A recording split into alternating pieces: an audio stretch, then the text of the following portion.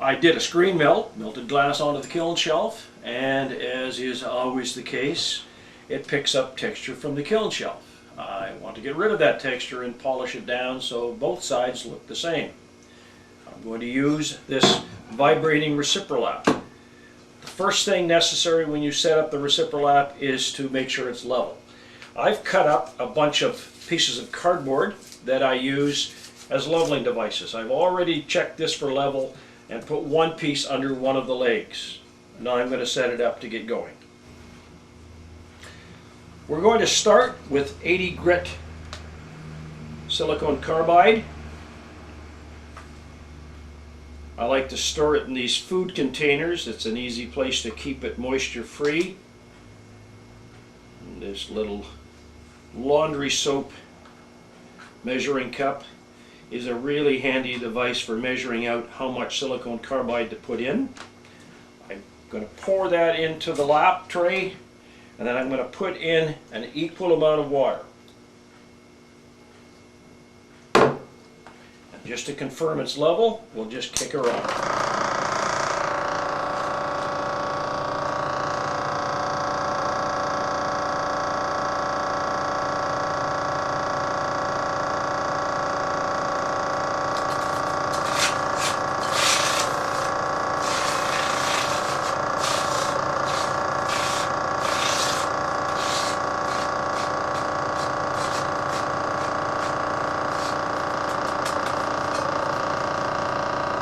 I'm thinking that slurry should be a little bit drier, so I'm just going to throw another spoon in.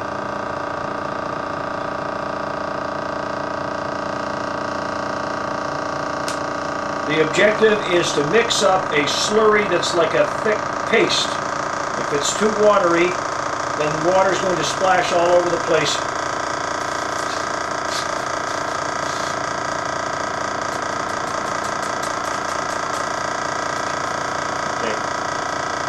That's looking good. I've got a nice pasty mixed slurry. I'm going to add the vinyl bumper. This is essential because as the glass that's being vibrated bounces around, without this it'll just bounce against the metal edge and chip. Because this is a fairly lightweight piece, it will probably need some weight to hold it down. A really handy trick is to just cut this window butyl tape.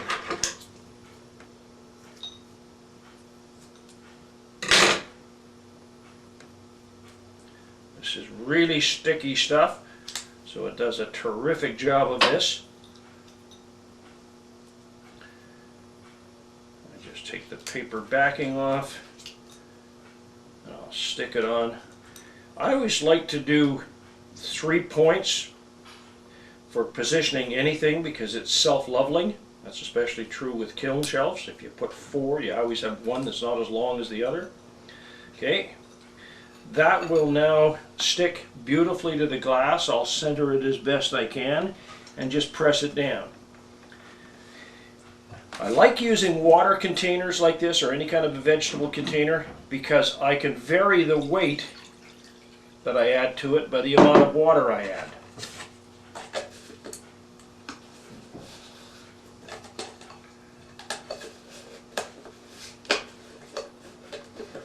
Okay.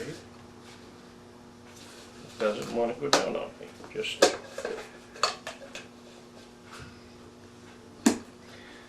there we go. Now we'll turn her on.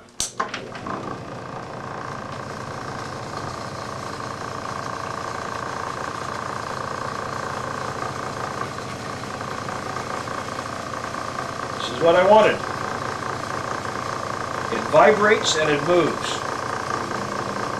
I've got just a little bit too much splash here. Splashing means that I've got too dry a mix, so I'm going to add still a little bit more. The idea is to keep adding silicone carbide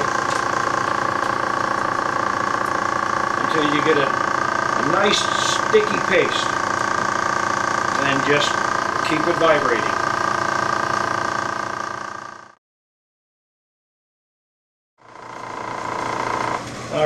that's done, we're finished grinding with 80 grit silicon carbide. I will take this out now. This will be rinsed off, and I'll rinse out the lap tray.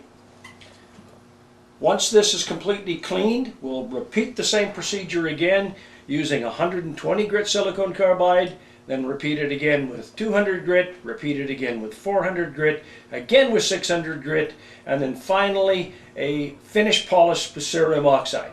Now, this can be rinsed off. I have a sink that I've adapted with a laundry tub and a bucket underneath it.